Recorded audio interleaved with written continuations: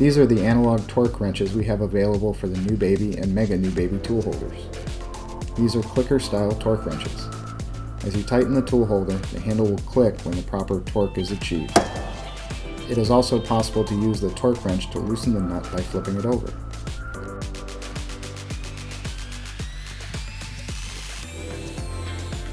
The handle is marked with a series of torque values designated by a letter A through E. The included manual specifies which torque value to use based on the cutting tool shank diameter.